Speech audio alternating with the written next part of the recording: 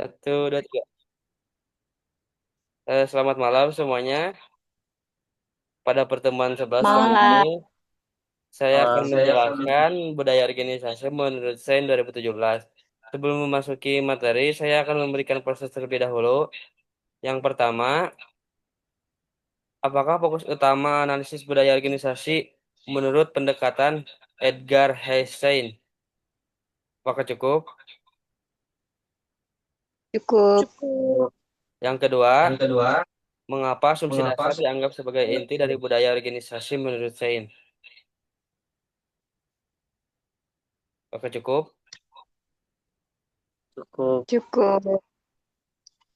Yang ketiga, bagaimana pendekatan budaya organisasi SAIN dapat diterapkan dalam mengamati perilaku kerja karyawan? Semuanya cukup? Sudah jelas? Cukup. Boleh. Sebelum menjawab pertanyaan, saya akan mengasih waktu 5 menit. 5 menit dari sekarang. Ya. Baik, 5 menit berlalu. Eh, baik, siapa yang mau menjawab tiga pertanyaan tadi yang saya berikan? Yang pertama, boleh?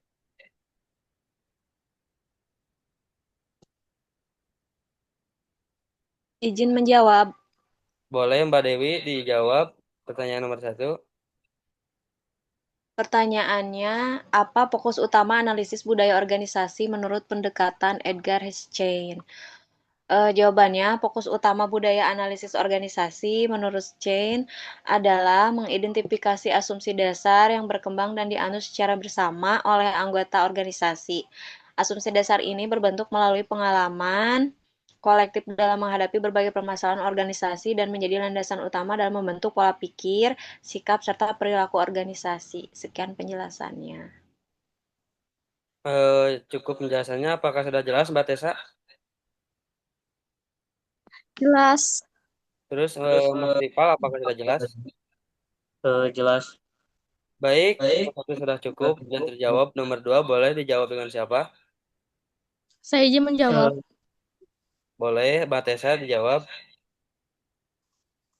Untuk pertanyaannya, mengapa asumsi dasar dianggap sebagai inti dari budaya organisasi menurut Stein?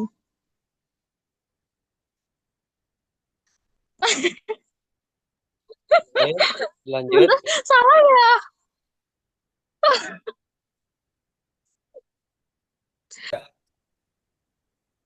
Untuk jawabannya, asumsi dasar dianggap sebagai inti budaya organisasi karena asumsi tersebut telah diterima sebagai kebenaran yang tidak lagi dipertanyakan oleh anggota organisasi. Asumsi ini bekerja secara tidak disadari, namun sangat kuat dalam mempengaruhi cara individu memandang realitas, mengambil keputusan, serta berinteraksi dengan orang lain di dalam organisasi. Itu aja, Kak. Apakah Mbak Dewi sudah cukup jawabannya? Sudah menerima? Cukup jelas. Mas Ripal, Sudah, apakah sudah cukup. menerima? Menerima. Cukup. Baik. Baik, nomor Baik, tiga, nomor tiga. jawaban Eh, silakan. izin menjawab untuk nomor 3. Boleh Boleh dijawab, dijawab. Mas Ripal. Pertanyaannya, bagaimana pendekatan budaya organisasi sechain dapat diterapkan dalam mengamati perilaku kerja karyawan? Jawabannya, pendekatan budaya organisasi sechain dapat diterapkan dengan mengamati perilaku karyawan, kebiasaan kerja, serta simbol dan aturan yang berlaku dalam organisasi. Dari pengamatan tersebut, analis kemudian mengaitkan perilaku yang tampak dengan nilai yang dianut organisasi dan menafsirkan asumsi dasar yang melatar belakangnya, sehingga diperoleh pemahaman yang lebih mendalam tentang budaya kerja yang berlaku. Sudah. Oh, apakah sudah cukup, Mas Ripal? Jawabannya. Jawabannya cukup. Apakah Mbak Dewi Apakah sudah Mbak menerima? Sudah cukup jelas. Apakah Mbak Tessa ada penolakan? Apa diterima? Diterima, Kak. Diterima Cukup. jawaban tersebut. Baik, proses sudah selesai. Mari masuk ke materi. Sebelum masuk materi, saya akan menjelaskan budaya organisasi menurut Sain. Budaya organisasi merupakan fondasi utama yang membentuk perilaku dan cara berpikir anggota organisasi. Menurut Edgar Sain, budaya organisasi adalah pola asumsi dasar yang diciptakan dan dikembangkan oleh sekelompok orang ketika mereka belajar menghadapi tantangan adaptasi eksternal dan internal. Asumsi-asumsi ini kemudian dianggap valid dan diajarkan pada anggota baru sebagai cara yang benar untuk memahami realitas organisasi. Dengan demikian, budaya organisasi bersifat mendalam, relatif stabil, dan memiliki pengaruh kuat terhadap sikap serta perilaku individu dalam organisasi. Saya menjelaskan bahwa budaya organisasi terdiri atas tiga tingkatan yang saling berkaitan. Tingkatan yang pertama adalah artefak, yaitu aspek budaya yang dapat dilihat, dirasakan secara langsung. Seperti struktur organisasi, tata ruang kerja, simbol, bahasa, ritual, serta pola interaksi antar anggota. Meskipun artefak mudah diamati, maknanya seringkali sulit dipahami tanpa sepengetahuan nilai dan keyakinan yang melatar belakanginya. Tingkatan kedua adalah nilai-nilai yang dianut, yaitu prinsip, norma, dan standar perilaku yang secara sadar dinyatakan oleh organisasi. Misalnya yaitu visi, misi, dan kebijakan. Dan nilai ini berfungsi sebagai pedoman perilaku meskipun dalam praktiknya tidak selalu sepenuhnya diterapkan. Tingkatan yang terakhir yaitu tingkatan terdalam, yaitu budaya organisasi adalah asumsi dasar. Asumsi dasar merupakan keyakinan yang telah diterima sebagai kebenaran tanpa dipertanyakan. Seperti pandangan tentang manusia, kerja, waktu, dan hubungan antar individu. Asumsi nilai yang paling kuat mempengaruhi perilaku anggota organisasi dan sekaligus paling sulit untuk diubah. Oleh karena itu, perubahan budaya seringkali menghadapi resistensi, terutama ketika perubahan tersebut bertentangan dengan asumsi. Dalam analisis perilaku organisasi, memahami budaya organisasi berarti menelusuri hubungan antara artefak, nilai, dan asumsi dasar yang membentuk pola perilaku kolektif. Analisis budaya tidak cukup hanya dengan mengamati perilaku yang tampak, tetapi harus menggali makna dan keyakinan yang mendasarinya. Saya menekankan bahwa budaya organisasi terbentuk melalui proses pembelajaran bersama, sehingga budaya yang tidak lagi sesuai dengan tuntutan lingkungan dapat menghambat kinerja kemampuan organisasi untuk beradaptasi. Oleh karena itu, analisis budaya organisasi menjadi langkah penting dalam upaya pengembangan dan perubahan organisasi. Mungkin materi saya apakah kecepatan dan jelas? Bagaimana Mbak Tessa? Apakah sudah cukup? Cukup, Kak. Kemudian Mbak Dewi, apakah sudah cukup? Sudah jelas? Cukup, cukup, Mas ya Viva, cukup apakah jelas. sudah jelas? Materi yang saya sampaikan.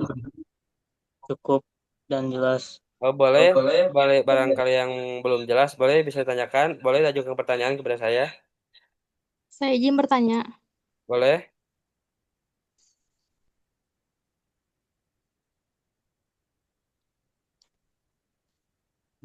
boleh Mbak Tessa, silakan bertanya. Untuk pertanyaannya, jelaskan 3 tingkatan budaya organisasi menurut Sein. Jelaskan tiga budaya organisasi menurut Sen. Saya tampung dulu ya. Betul. Boleh ada pertanyaan lainnya? Saya izin bertanya, Boleh, Mas Viva ditanya.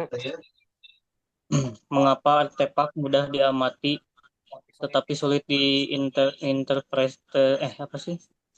diinterpretasikan dalam analisis budaya organisasi? Boleh, pertanyaannya mengapa sepak bola diamati tetapi sulit diinterpretasikan dalam analisis budaya organisasi? Boleh saya tampung? Boleh, mungkin ada pertanyaan terakhir. Apakah sudah cukup? Izin bertanya, Boleh, Mbak Dewi bertanya.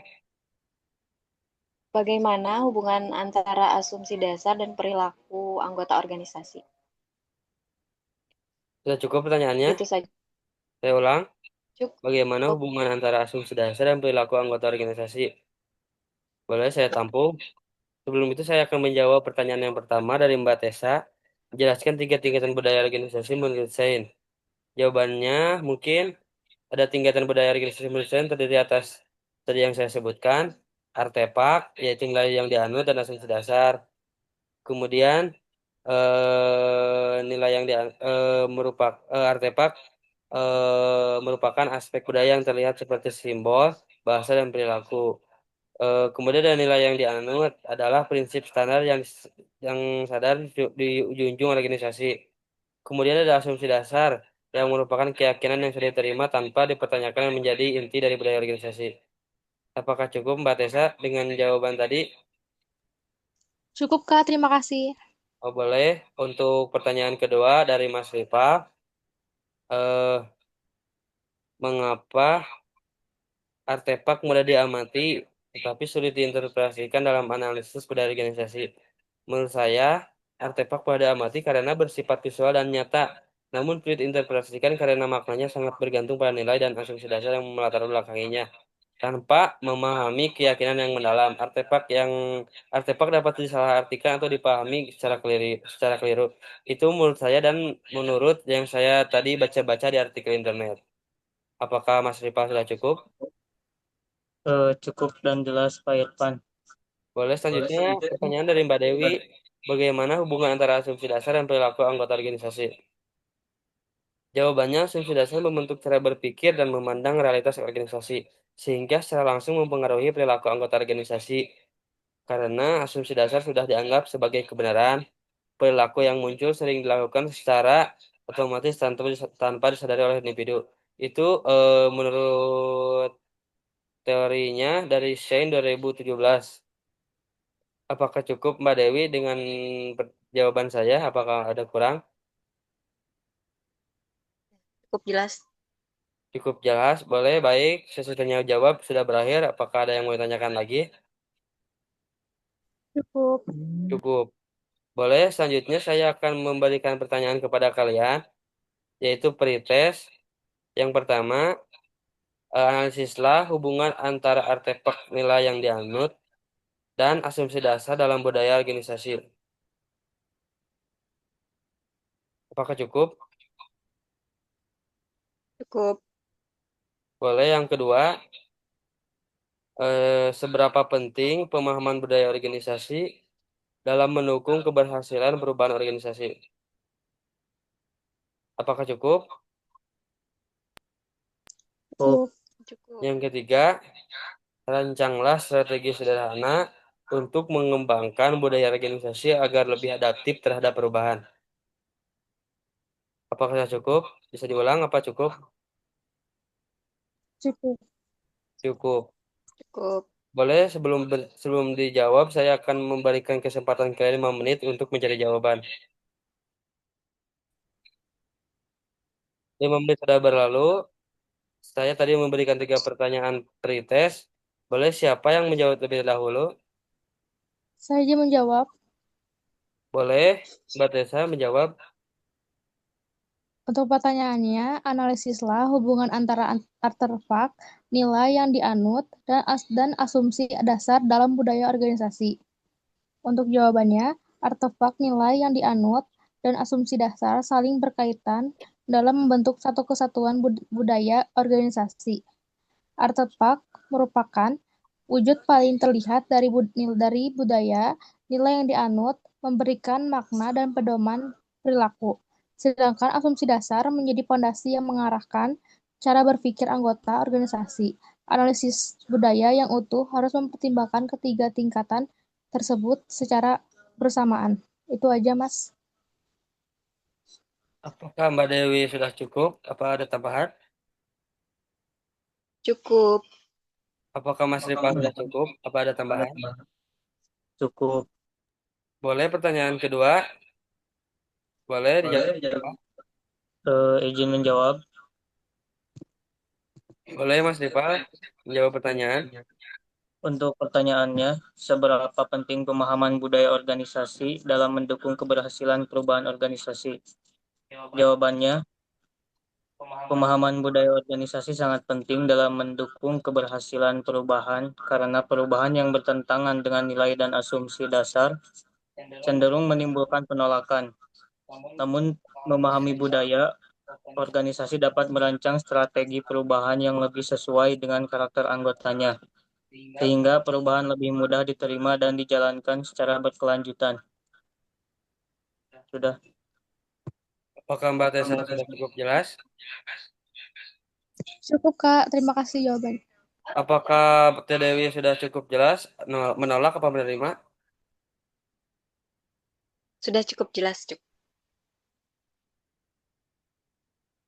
Oh, kemudian pertanyaan terakhir boleh dijawab dengan siapa?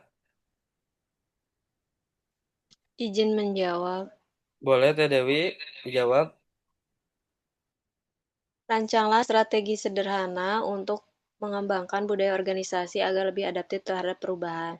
Jawabannya, strategi pengembangan budaya dapat dirancang dengan mengidentifikasi asumsi lama yang sudah tidak relevan, kemudian memperkenalkan nilai baru melalui kepemimpinan yang memberi teladan. Selain itu, organisasi perlu membangun komunikasi yang konsisten, melibatkan anggota dalam proses perubahan, serta menyelaraskan sistem penghargaan dengan perilaku yang mendukung budaya baru agar perubahan dapat tertanam secara berkelanjutan. Seperti itu penjelasannya, Mas Irfan. Oh, sudah cukup. Apakah Mbak Tessa sudah menerima? Menerima, Kak. Cukup. Apakah Mas Rifa menerima? Menerima. Oh, boleh. Semua jawaban itu saya terima dan cukup meyakinkan. Sebelum menutupi, saya akan menilai. Untuk Mbak Dewi betul berapa? Betul 3. Untuk Mbak Tessa betul berapa? Betul 3, Kak. Betul 3. Untuk Mas Ripal betul berapa? Betul 3. Oh, betul 3 semuanya. Baik, saya nilai semuanya. Saya lupa menilai untuk proses yang pertama tadi. Mbak Dewi betul berapa? Tadi betul 2. Betul 2 nomor berapa yang salah? Nomor 3. Oh, 3 salah. Berbeda jawabannya. Baik. Mbak Tessa betul berapa? Betul 3, Kak. Betul 3. Mas Ripal betul berapa? Betul 3, Pak. Boleh. Mbak Dewi betul 2. Baik, saya nilai. Terima kasih sudah mendengarkan penjelasan materi per 11 kali ini. Semuanya, selamat malam. Selamat malam.